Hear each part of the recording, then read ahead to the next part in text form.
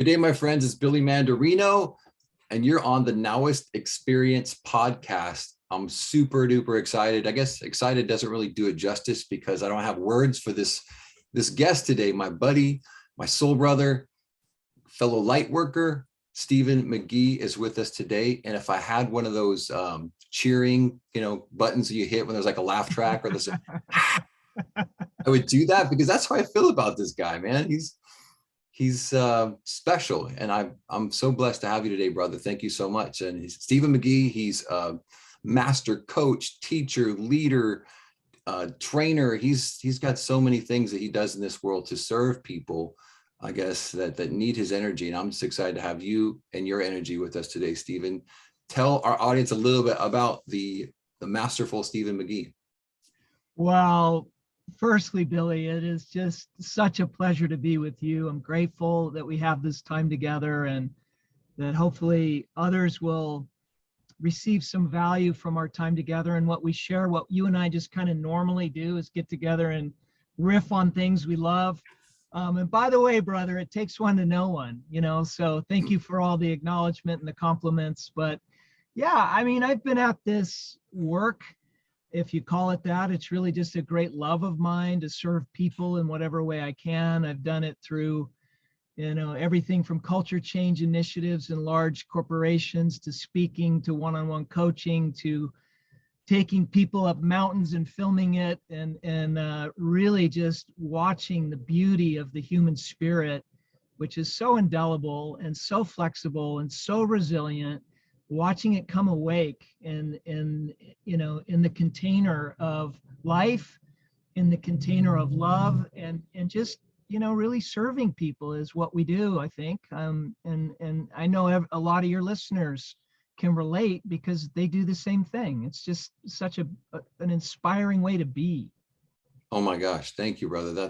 You're right. We are always on, it seems, the same page. When Stephen and I get together, just for you listening or viewing, it's the weirdest thing. I don't know. It's like being a fish back in water, you're just back home, and the same energy. We're all coming from the same place. And Stephen and I just are tuned at this same frequency. And I'm just excited today because who knows what's going to come up. I love doing podcast interviews and been on some where they give you these scripted questions and these answers, and they're trying to get something out of you. I just literally want to be present for you, the listener, viewer today, with my brother, Stephen McGhee, and what's coming through, we're going to share with you. And right now, what's coming through for me is the word synchronicity.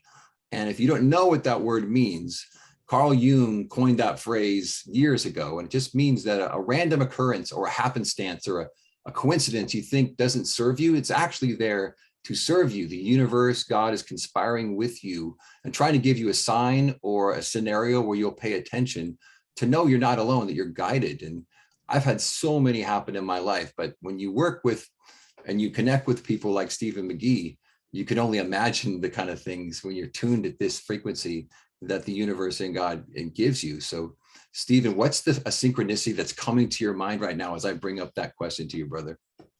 I tell you, the first thing that's coming to my mind is, and I don't know who said it, Billy, but it's, there's really two ways to look at life. And one way is that nothing is a miracle. And the other is that everything is a miracle. So when you talk about synchronicity, I see through the lens that there's a normalcy to synchronicity in a way too. Like, just when I think about, as an example, here's one I had today. I think about someone I haven't talked to in a long time. I haven't emailed with them. There's been no text, but I think of them. And I follow that inner guidance a lot in my life. I'm practicing it. I'm trying to get better at it. But when I did that today with a friend of mine, this isn't even weird, but of course he said, I was just thinking of you too. And it's really been a long time since we've connected. So we are all connected, I believe, and we're not separate, and we are all connected in these synchronicities. So there's a little miracle, if you will, I think, Billy. And that's one example of a synchronicity. Oh my gosh. Yeah, I know people listening, viewing have so many that maybe they don't know that's what they're called. And I think of things like that happen in my life. And I go back to the Tao Te Ching. I think it's the first verse. It says, the Tao that can be named is not the Tao. Like there's this thing, this greater thing going on, that if you start living that way, start living in that oneness that you described so well, if you live in that as a way of life, you're not surprised when all the things that you kind of hope for, dream for, desire to happen in your life show up, because you're already being in that energy and that's why being of service to me, if I ever want to ramp up synchronicities or things in my life and things don't seem to be going right, I just find out how I can serve more people or how I can go deeper and double down on my gratitude and double down on service. And then the synchronicities start showing up and I almost start anticipating them, because you're acting like the great source. You're acting like that energy that we are all one with. And I don't know, that's been your experience, even like, because sometimes, I mean, last year I went through some pretty traumatic physical challenges, and that's a whole other story in itself. But I remember being in that hospital and thinking on the second day I was in there 21 nights. The second day I thought, I'm going to make this my spiritual practice, and I'm going to serve the nurses, the doctors, the neurologists, the therapists. I'm going to serve them like they're serving me. And then I got better faster. I don't know if that's your experience when you're having challenges, like it just go into service. Well, I think, we could definitely talk about that for quite a while, but it's funny you mention it. Here's the synchronicity. Last evening in a program I led, there was a person that was talking about how she at times, like we all do, was getting stuck in her life, like feeling somewhat sad and depressed about some of the world affairs and some of the things that were going on in her life. And she felt stuck. And so the focus, the really beautiful human being, but the focus was all on her and her life and what was going on in her life. And interestingly, another member of the cohort, the team that I facilitate, said, I wonder what would happen if we all just focused on serving another when we feel stuck, what would happen? And you spoke earlier to this, Billy, when you said we live in that. It's a way of being. So it's not to say that we can't receive, and it's not to say that we can't accept the loving and the prayers and the benefit and the things that others do for us. But I do think that sometimes we can become self-absorbed about how things are challenging for us or how things are tough for us or whatever. And one way out, for sure, for me, and my experience has been, one way out is to go find someone to serve, someone to help, even when I don't feel like it. And I've often said, Billy, love is not as much an emotion as it is a behavior. So I might feel loving a lot of times in my life, but sometimes I don't. What do I do then? I want to be loving as a behavior. And I think that's a good anecdote for synchronicity, for getting unstuck, for moving our energy into the world in a more full way, I guess. Wow, I want to say that again. It's so good. Love is almost an action, right? Be loving, right? Just to be loving, it's an action. And we think of getting love or being, but oh my gosh, love as a way of living and a way of service. I guess ultimately it comes like Mother Teresa. I remember so much about her life and read so much about her life. I never met her, of course. And did you ever see her speak or anything? Just on video. I never, not personally, but I watched a lot of videos. Oh my gosh. I remember hearing about her on this radio show in Phoenix. And the guy's like, the host is like, I just want to do something for you. You're so incredible. You're this angel on this world. What can I do for you? She says, tonight, early morning, 3 a.m., go out on the street and find somebody that's alone and convince them that they're not. Wow. I thought, how awesome is that? And that speaks to what you're talking about. Love almost as an action, as a selfless, I'm working with a coaching client right now, and she's having some really tough times, financial stuff. Boyfriend broke up with her, lost her apartment, all these things all at once, right? Boom. And she's working with a psychologist and she's trying to find her way out. And she just asked me, in passing, what should I do? And, that's a huge question when you've got a lot of trauma going on in your life. And I just offered the same thing of just go find somebody that can't thank you or repay you and just be of service to them. And it was the thing. And she called me the next day and she had this she was bawling, crying previously. And the next day it was just the whole energy change and her whole voice tonality change. And you could see that this simple act of kindness shifted the trajectory of her life. And that was like, it interrupts these patterns of egoic focus and selfish patterns of me, and what can I get out of this? And wow, it seems so simple, but I love this quote from Hafiz, the great Persian poet. He says, just look at the sun. The sun never says to the earth, you owe me. Just look what a love like that does. It lights up the whole sky. Oh, yeah. Right. And I think about that in the way of service and love, and anybody who has challenges in their life, it seems that is the way out, is getting it off yourself and then shining that light on other people. And then your light gets better and your life gets better. Has that been your experience too? Yeah, it has. It has been my experience that life is going to, I say life is going to life us all. There's nobody's exempt. Yeah. You know, we might look out in the world and think he's exempt or Stephen's exempt. He seems peaceful and happy. But listen, I have my days, Billy, and I know you have and do. And I know what you went through when you got sick and what you did to heal yourself and all the other people that supported that. So I like to look at this from the lens of use everything that occurs in my life for my learning, my growth, and my advancement. So if I can see through that lens, even when I'm in my darkest moment, I can begin to see, at least even mock up or make up, that there will eventually be something in it that will be of value, that will support my evolution, that will support me going to the next level, that might support me in being a better man, that might support me in serving others more fully. And even if that's not our goal, let's say some of our listeners are going, my goal isn't to evolve. My goal isn't to be of service. My goal is to live a happier life. I'd say same thing applies. Absolutely. And there's nothing wrong with that, right? Like, absolutely. I know a lot of people go, I don't really want to study and know quotes and, take courses. I just want to be happier. Same thing applies. Oh my gosh, it's so right, because the energy that you put in it, they say like your energy flows where your focus goes. If your energy can shift, if your focus can shift, the universal law of attraction activates, right? And like all of a sudden that attention and attention and intention starts to expand and grow, and whatever you focus on keeps expanding. And that's been my experience, because interesting synchronicity talk here. Just a couple of months ago, I've got this big event coming up, the Now-ist Experience Live. We did it last year in May. We're going to do it again this May 13th and 14th. And we're going to have 200 people at the Hilton. I'm really inspired and excited to be of service and to facilitate the energy of that room, because that's what it was last year. It was facilitating, as you know, as you do great corporate leadership and spiritual leadership and leadership in general, right? Getting people organized in a direction, and maybe a new direction, correct? Isn't that really the larger macro work that you're doing, is with corporations, with individuals, is trying to get them in a different direction, right? Headed in a different direction.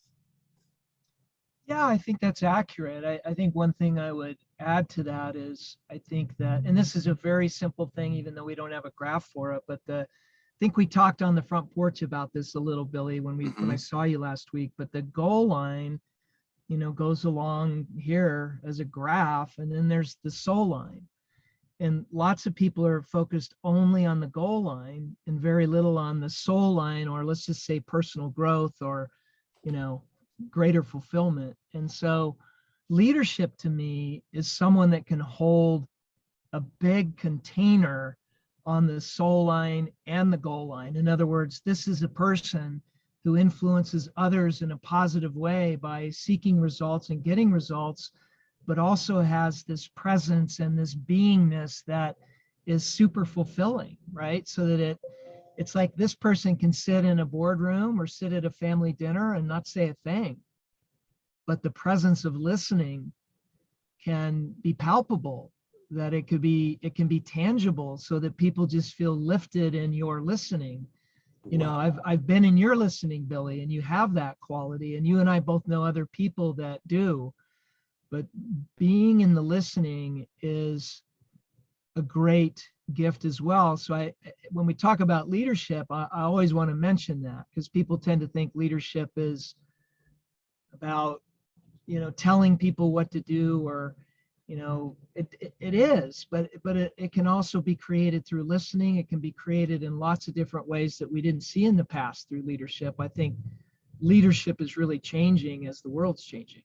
Wow. That's so profound. I love that. And you can almost put that image, the goal line and the soul line. I've never, and when you share that with me, it was kind of like, wow, that is a fresh take on something that everybody's been searching for. But you've heard it called holding space, right? You're talking about a CEO or somebody powerful, or just being able to listen and to hold that space. Back to Mother Teresa, they say that you could just enter a room where she was sitting quietly in the room. You just walk in, but you would know the room is different. Like you could sense her peaceful presence. Like it changed the energy of the room. And they've said that about Nelson Mandela, JFK, Martin Luther King, that they had this overwhelming presence, but it wasn't egoic presence. It was like holding that space, that high energy space of peace. And you think of high energy people as, right, being athletic, outgoing, and physical fit, and kind of upbeat, up tempo.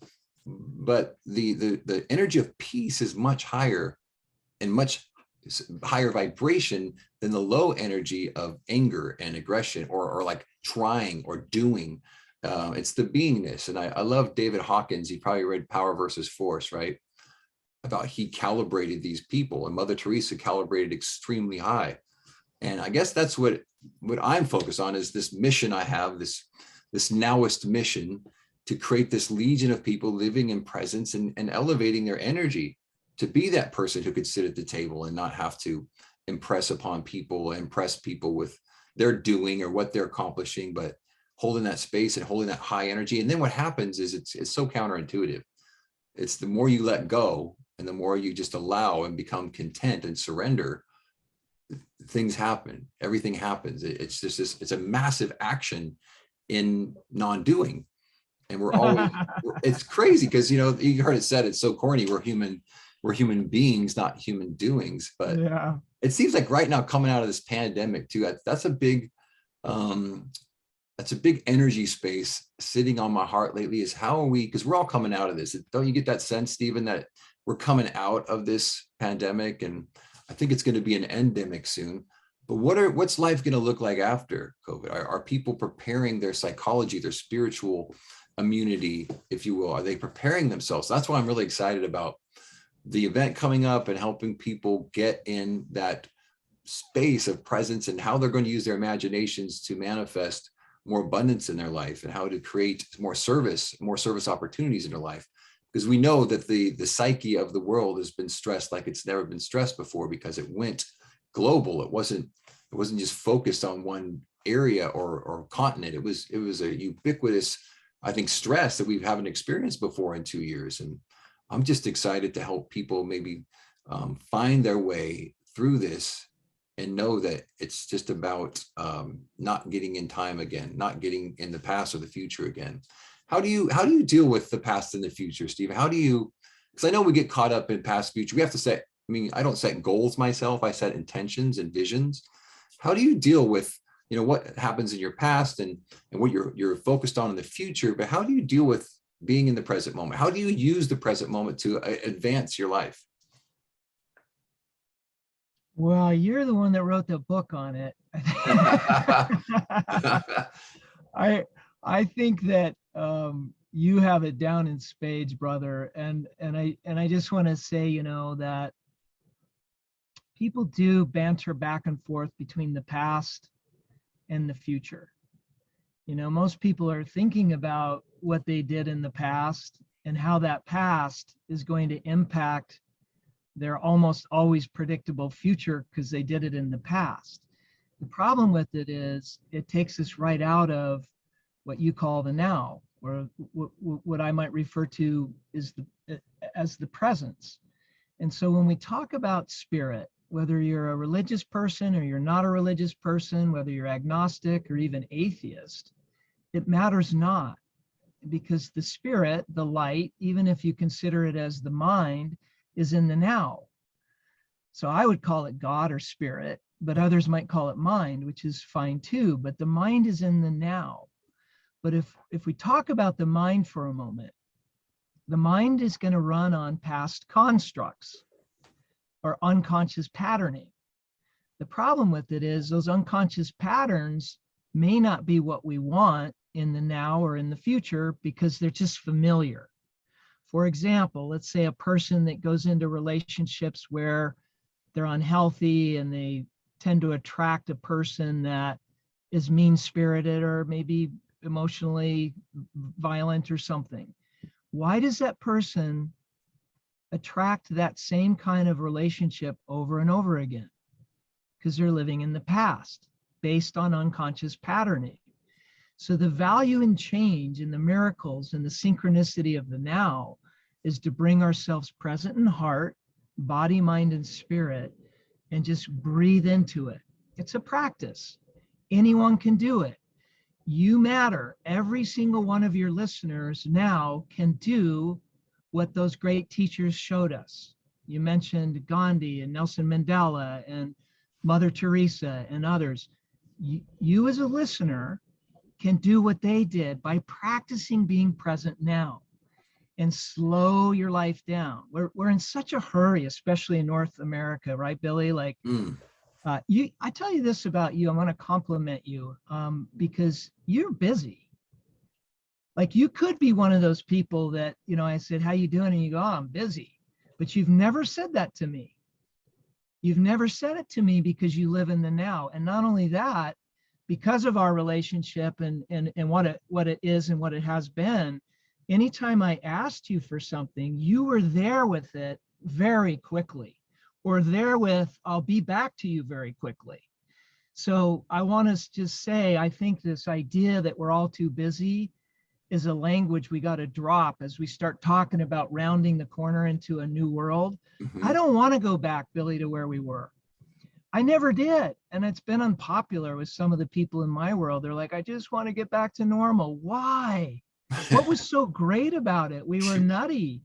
This is better where we're heading, and where programs like yours coming up this May are going to support people in understanding the value of now and the presence of now in such a potent way that we can actually live our lives fulfilled and happy and joyful and inspired, kind of regardless. I'm not going to say fully regardless, kind of regardless of what's going on out here.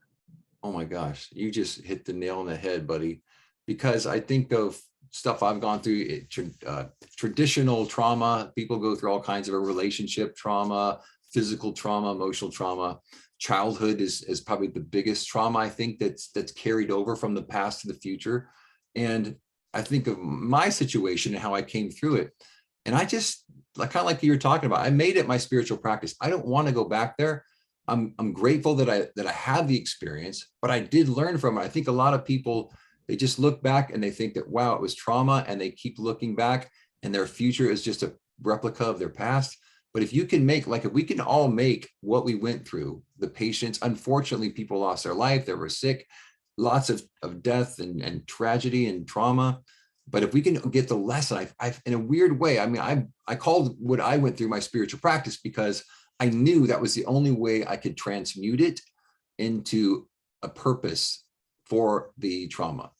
And I knew that if I was aware enough with it and we're just sitting with it, even the paralysis and even in the numbness and the inability to walk and all the scary stuff, I just knew that if I could use this to get to a different level of awareness and then to use that to serve other people, that my life would be better and I would transmute that pain into something that would be presence or peace or service.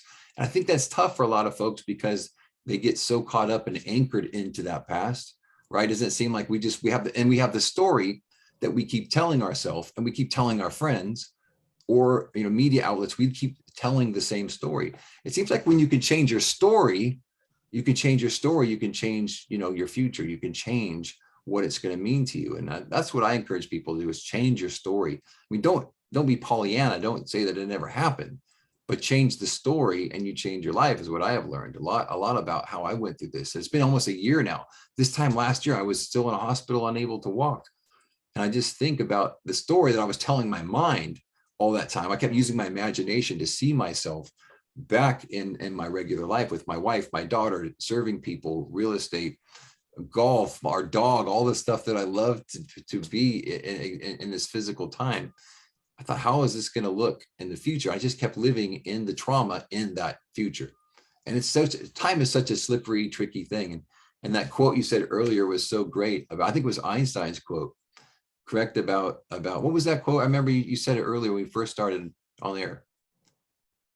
About time. Yeah, it was Einstein, right? It was that. I can't remember. It was a quote you said. I thought, oh my gosh, that's Einstein. But because I get so caught up in the illusion of time, and Einstein talks about you need a push into the great unknown. And I think that's the toughest part for most people. We crave certainty so much that you don't want to go into that unknown. But for me, I've learned that unknown has given me the growth. Unknown is where the growth is, kind of been my motto last year when I was going through this, because it was scary. I didn't know if I was going to walk again, how I was going to come through this thing. But I did have my wonderful human imagination and faith and prayer and meditation to put me in this end that was happening in the future, but I lived it now. I mean, how do you use your imagination? Is it an active? I mean, I learned from, was it Carlos Castaneda, call it the active side of infinity, right? How you can use your imagination in this active side of infinity through your presence and through your focus.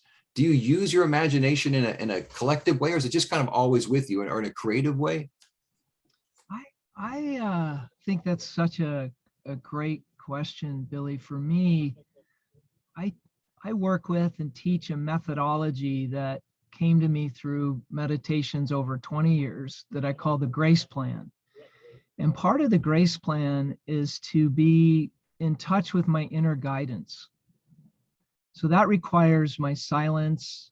It requires my sitting with myself through prayer and meditation, or even free-form writing or journaling, or there's lots of methods to get there. But then I ask.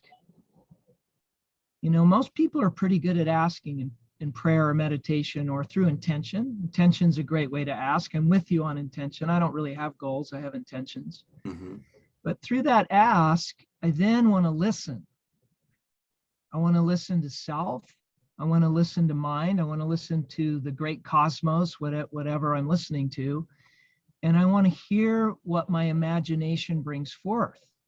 So I think imagination and inner guidance are conflated, if that makes any sense. Yeah, it does. They're kind of the same thing. Like, we can mock it up like, well, that's my imagination, but what if it's guidance? What if my imagination is guiding me to go lead this session like the one you're going to lead in May, and you see 200 people there? Is that imagination?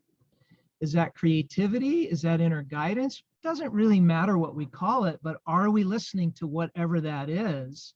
And are we choosing to follow it? That'll bring us present as well. If we choose to follow our inner guidance, it will keep us in the now, as opposed to some construct of what we think it should be or what we think the future should be. And I love, Billy, I'm this way, and I love this about you. You're a realist. You're not, you said Pollyanna. I was thinking the same thing. I'm not Pollyanna. Like, people are shocked when I say I don't believe in positive thinking. They go, what do you mean? You're dissing Dale Carnegie? No, I'm not dissing Dale Carnegie, but I believe in intelligent thinking. So if I have a cold and I don't feel good, and someone says, how do you feel? I don't go, I feel great. I say, I'm dealing with something, and I get real with it. I get present with it, because it's happening. All suffering comes from us arguing with what's happening. I love that. Lots of people have said that. One is Byron Katie, to give her credit. But anyway, that's how I see imagination and inner guidance and trusting it. That's been my journey. And I hear you saying the same thing. It's not like I came out of the womb and at 5, this is stuff I've practiced over the years. I think we all have it, this inner knowing. Yes. If we listen, if we pay attention and practice it, we all have the same gifts. I totally agree. We are all in this oneness. And I find myself, yes, the world is always trying to take you out of that presence, isn't it? And that's why the habits are so important. Seems like it, right? Yeah. Right, because if you, God forbid, I've talked to so many people that go to sleep with the news on, or they wake up with the news on, and talk about a habit of conditioning you to not be in that space you're talking about, which is that present, still connected space to the knowing in you. It's getting caught up in this chronological, past future timeline that somebody else wants to take your attention and control your attention. It's the power of your attention and how you can control it that kind of deems what your life is going to be and the quality of your life. And when I think of my attention, it gets, I do a lot, like you said, I know you do a lot too, but I really guard my presence. I guard the power of my presence as a way of life. When I feel it, I guess I have a low pain threshold, because when it feels off, I correct back. I feel, oh man, this is going the wrong way. And I think most people just get in their habits and let William Wordsworth, I love Wordsworth. He says, not choice, but habit rules the unreflecting herd. We're ruled by our habits, not our choice, because we get in these habits. And that's what I just want people like you. You've done it since you're a young man. You were constantly following this journey. For me, I've been doing this as a not as a practice, almost as an obsession, I must say. I'm kind of obsessed with it. I have this spiritual hunger. I know you do too. It's never really satiated. I just want to keep expanding and growing and learning. And at night, I find myself just falling into other spiritual books. And speaking of spiritual books, thanks to you, brother, I was having a bit of an existential funk, if you will. Yeah, the Now-ist has stuff go wrong too. And it was just the first couple of weeks of this year. And I was just kind of, I don't know. I've talked to Stephen. We just hooked up for a minute. And he says, how's it going, man? I said, I just feel like I'm inert or in a vacuum right now. And it was those words, I think, that I share with you inspired you to send me an amazing book that I'm almost done with, called The 12 Conditions of a Miracle by Todd Michaels, right? Which, wow, and I know you read that book a long time ago, but one day it shows up on my doorstep. I didn't know who sent it to me. I didn't remember, because Amazon sends you something and it's always right. Just sometimes there's nothing, no inscription. And I thought, who? And I thought, and at the end of the day, it came to me. And I don't know how it came to me, because what did you send it? Like a week after we talked, or? Yeah, probably something like that. It was crazy. So this book shows up, and books find me. I don't find books. They always find me. That one literally found me. That one really dropped on my doorstep. And I thought, this is obviously something I need to read. Stephen, my brother, would not send me this book if it wasn't important. And after our brief conversation, I've been just devouring this book. It's a small little book. I recommend everybody get it. The 12 Conditions of a Miracle by Todd Michaels. And it is amazing. It came out in 2001. And it's so simple, but it talks about the gift of fish and loaves. Seven loaves, 2 fish that Jesus had on the Sermon on the Mount. He had to feed 6,000 people or whatever it was. And at the end of it, there were 12 baskets of leftover was left, and there's 12 disciples, and just so much symbology. But this book breaks it down in such a simple way.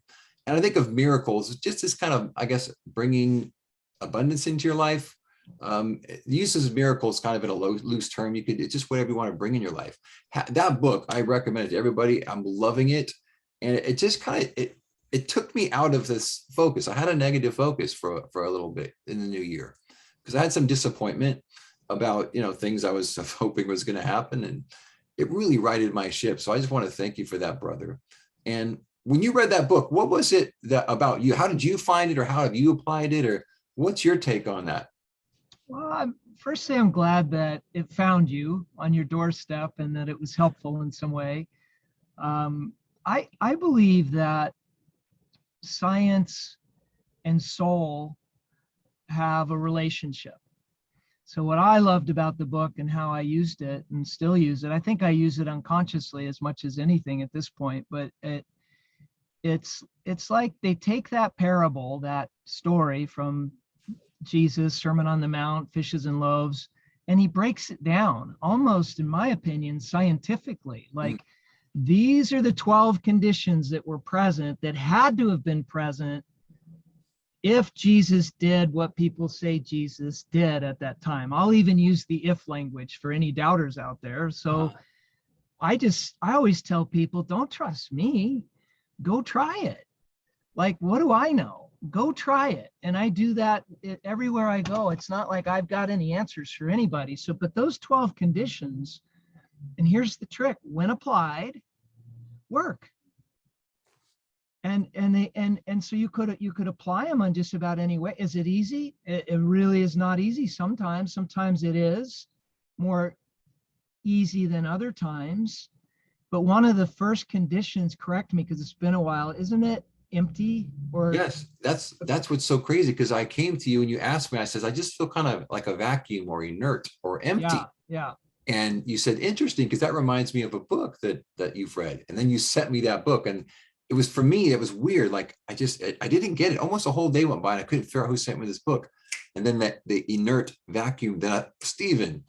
And that's when it was just so, talk about kind of synchronistic, or the timing was impeccable. But yeah, emptying yourself, right? And I love that. And again, because of this conversation is so real, you and I aren't just spending some positive thing. We're both like willing to get in there and do the work, so that, as the story goes, John the Baptist gets his head cut off, who was a very good friend of a brother to Jesus. So he's grieving in the desert. He is as empty and as down as it gets, right? Yeah. But there's an opening in that. So I think lots of us try to ignore that time. Like we can't be there. We gotta get on our social media. We gotta get on our computer. And I know we gotta feed the kids and we gotta go to, and listen, I get all that, but there's also time. And I work with very busy people. If a person says, I don't have time to get empty, I say BS. You don't not have time for it. Like a person will jump on a plane during COVID, rent a car and run 15 miles to make the board meeting on time, but a person won't put on the calendar an hour every morning to get emptied out so that they can get clear about what they want to create as a miracle in their business or in their family life or in their relationship with their wife and kids. Like, this stuff is not just woo-woo. This is practical science meets soul on a real level, applicable level. And so that's why I love the book. That's how I used the book. I won't even go into, Billy, the number of things where I applied it, because I can't remember them all, number one. And number two, I don't need to. It was just like, whoa, like not everything I ever wanted I get. It's not like that. But something comes from it that otherwise doesn't. And that's the whole truth, man. Because they said, I've said it many times and I love it. I don't know who said it, but it says, if you want to make God laugh, tell him your plans, right? Like, Yeah. You know what's best for you. And like these empty people, they think, I can't get empty because I'm too busy, because I have to create these things and make these goals happen. But wow. And that's what's so incredible. And the weirdest thing about time is this weird thing. And it's amorphous. You can't really, you can kind of control time, I guess, if you try to control it, but it eludes you, and you can't really control it. People are fighting aging. People are trying, right? They're trying to fight the clock, but Father Time always bats last. But I think about that book and how, what's so weird, Stephen, is, and this is the part that blows me away, is when I was having the first couple of weeks of this year were just, I don't know, I felt like just what I expressed here. I felt just kind of like inert vacuum, but I wasn't like panicking. I just felt, okay, it's time for the next thing. I'm just not sure what the next thing is. And I'm just going to surrender to the emptiness. It felt so foreign to me because, I do a lot of stuff, but I do it out of love and passion and excitement, inspiration and service, but not so much stress. But I just literally, you hit me at this time. And I almost knew after we had that conversation that you were the one that was going to help me kind of through this little funk that I was going through. I didn't know how, because we just had a brief conversation. You said, oh, interesting. Like nothing, you weren't like giving me advice or anything. And then this book shows up, and this book, he's a doctor. He's I think an ER doctor. He's a very scientific, smart man, but he comes from this just, I guess, granular level, this very atomic level of that fish and loaves. So he calls it the alpha passage, right? He calls it the alpha passage. But it was exactly what I need. I couldn't think of any other book to possibly help me through what I was going through. I recommend people pick this book up, because wherever you are in life, it's a very quick, short read. It's only 100, and it's really a thin little book, but it's so powerful. And somebody who loves the spiritual journey that I'm on, and loves teaching and sharing this spiritual journey that I'm on, this book is something unique. I don't want to, compare it to The Alchemist, which is one of my all-time favorite books of all time, but it has a little bit of something that's not of this world. There's something, he was called to write the book. Like I feel I was called. The Now-ist came through me, not for me. I think this book came through him for many people. And I know you told me that the church initially like pulled it, right? He had to pull it because some people had some controversy with it. Is that right? Well, I don't know that it was the church or a church, but I think there were some people that have a certain view of religion and felt that it was sacrilegious in some way. Mm-hmm. So yeah, the book got, I think he got, the way I remember it, and this isn't 100% accurate, the way I remember it was he was getting some threats because he'd written the book. Wow, well, I can relate to that because I got some threats from not my book, the Now-ist, because some people thought that I was similarly taking things out of context or using the name of God in a way that, you know, that it wasn't intended. But that's what's so beautiful about, I guess, inspiration is it's not for information. It comes from information gives you transformation, but information, we think of it as, you know, in form, like you're in physical form and you're trying to make something happen through words and through actions and doing. But inspiration comes from the heart. It comes from this higher source, and inspired works to me, it's just, they tend to find me.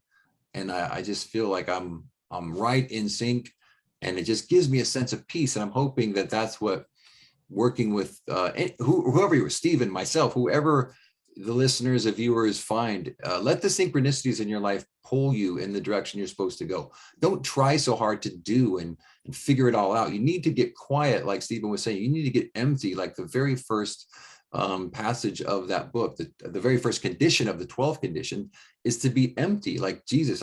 When I read that about, I didn't realize how close he was with John the Baptist, and then he gets beheaded. And it's just, he's so broken. But just think from that brokenness, that's really what I got that first, from your brokenness, from your emptiness, from the toughest things you've gone through. Like we've all went through some tough things these last couple of years. From that, you can create miracles. And that's so interesting, not interesting, prophetic, that was the first condition. How often do we empty ourselves? How often do we allow ourselves to be silent? I mean, I think was it Milton that said God's one and only voice is silent? There was, have you heard that before? God's one and only voice is silence. And how often do we get in the silence? It's agreed. And in the, you know, in the listening, like I think listening is the key element for leadership moving around the bend. I really do. Listening to self, listening to others. I feel like, you know, it's time for us, for those who choose, to just really open up to the possibility that, and if we look at scripture, and I read everything, like I don't pigeonhole myself with labels, because I found that if I'm labelless in my spiritual journey, I learn more, and if I learn more, I can serve more. That's just me. But in the Bible, it you know, in the word of the Bible, it says, "This you shall do, and even greater things." So what I like to see is that this you shall do, Billy, and even greater things. Like, to say that we can, as human beings, create miracles in our lives, to me, isn't an egotistical thing. It actually, if you really think on it and really sit with it, it requires tremendous humility to even be in that quietude, in that silence. It takes someone that's willing to put their ego on the back burner and allow the Spirit to work through, the Spirit of God to work through and allow for the miracle. But can you hear that? Like, allow it. I'm not saying I did it on my own. I'm saying maybe I'm co-creating it. Maybe you and I co-create things when we come together. We do. But that's how I see it. And I feel like, you know, the world's a bit of a mess right now. That's just my take on it. And I think we need some real solutions real fast. So, yeah, for sure. But I'm not depressed about it. I'm super inspired about it, because I get to talk to people like you and your listeners, and we get to come together. You know, isn't that one of the Beatles songs, Billy? Like, yeah, it is. Together. That's one of my favorite. Imagination and come together. Those are two. Right now, and that's what you write about. Like, not later, but now. Like there's something about that Now-ist attitude, that Now-ist presence that is so incredible in the synchronicity. Even if it's a book on your doorstep, which is another synchronicity, right? Truly, absolutely. And the timing is impeccable. Like you think, yeah, that's just it. If you can just get in that emptiness and that void. And Jesus said that quote that you were just, even the least among you will do greater things than I do, right? Like you think, how in the heck can we do more than Jesus did? He walked on water. He turned wine into water into wine. He made the blind heal. He took Lazarus out of the dead. He created, thousands of food out of just 5 loaves and 2 fishes. How could we do more? And I've sat with that for years, Stephen, and you just expressed it beautifully, because, Jesus says, even you will do greater things. He's talking about each individual ones of us, right? Individual souls will do greater things, because our life is our mission, is our miracle, is our gift, right? And we are going to, because Jesus can't do what we're doing. Jesus is no longer on the physical earth. We are here to do greater things. And it took me a while to figure that out. So that just doesn't make sense. I'm not going to heal this. How can I walk on water? How can I heal? How can I heal the sick? How can I make the blind see again? How can I heal a leper? And I think it's all relative, isn't it? It's all. Well, I think it's totally relative. I think you nail that point, Billy, because it's like, I don't really need to walk on water because I can get a boat. Yeah. But Jesus needed to walk on water for whatever reason, I don't recall, but maybe it was to show us and his disciples that he could do it. Maybe that's why he walked on water. Right. Maybe he did a lot of why he did, so that we could go, wow, look what's possible. But today, you and I are broadcasting in different parts of the state with a clear internet that could potentially land for thousands of people to hear, this you shall do in greater things. That's a miracle that we can communicate with 1,000, 1 million or more people on an internet. So we're going to do the miracles in the space and the reality that we have amongst us that we need. So people go, well, you can't walk on water. Why would I want to? There's other things to do. And there's other things that are more relevant at this time on the planet than walking on water. So I don't buy that argument. Yeah, and that's what I believe. I think we're in agreement that that's what Jesus' intention was for that passage. I think he knew that those simple words would just generate and resonate for eons, and giving people hope to know that, no, it's not the comparison. It's you taking your power back, which is, I believe, that energy of Jesus is in us and God is in us and we are one with that energy. And I believe that's the intention and that's the power. So when I got that, and thank you for articulating it the way you did, it just gave me so much hope and joy and abundant love. And I was just overwhelmed. Right on. Oh my God. Thank you, brother. Hey man, where can people find you? If someone wants to hire you for their corporation or individual coaching, how can they connect with you? My website is, I don't know if you'll have show notes or not, but it's McGhee, McGhee leadership.com. They can find me there and they can find what I'm up to there. They can find a way to contact me there, even to say hello. So perfect. But thank you. McGhee Leadership. Everybody, wow. I'm just like speechless, because the connection we just had for 45 minutes was just life-changing for me, brother, because when you and I get together, something magic happens. I just feel just flow, free feeling with just energy that's not really my own. I feel like we're in that oneness that we talked about. And I know that the presence, the almighty presence that we are all from, that we will return to, we just, right now, we got to spend time with it. So I'm really happy for our listeners and thankful for your energy and your time, brother, and your spirit and your just open heart to share with what came through today. Because I think it's going to serve a lot of people. I know it's going to serve a lot of people. And McGheeleadership.com, correct? That's accurate. Yeah. People connect with Stephen. He is a bright light. He's a powerful light worker in this world. And I hope that everybody takes this information and some of the teaching from today from Steve and I brought to you and apply it to your life. If you want to find out more, go to just McGheeleadership.com, go to BillyMandarino.com. Of course, we have the Now-ist Experience Live coming up May 13th and 14th. Can't wait to see you there. And brother, thank you, man. Thank you with all my heart for your time, your presence, your power, your light today, man. Well, from the bottom of my heart, I'm grateful to know you. I'm grateful to be here with you. Thank you for the kindred spirit and the brotherhood. Does my heart good as well. And so I want to say, though, that anybody listening, do whatever's required to get to Billy's program in May. Check it out inside. But if there's a yes, I just encourage you to follow your inner guidance and go. Don't make money or travel or inconvenience get in the way. This guy is the real deal. There's a lot of people in the space right now of life coaching, et cetera, for good reason. I think it's perfect that it's a space that's growing. And there's some people that just are just downright, you can't miss. Billy is one of those. So go to the program. And I love that we got to spend this time together, Billy. Thank you so much for having me as a guest, and more to come. I love you, brother, so much, man. You are a soul brother, and I'm just so honored for your time today. And God bless you, man. We'll talk soon. Peace be with you, and thank you, everybody, for viewing and tuning in. And we'll catch you next time on the Now-ist Experience podcast. Awesome. Thanks, my man. Thank you, buddy. Peace to you, brother. Okay, man.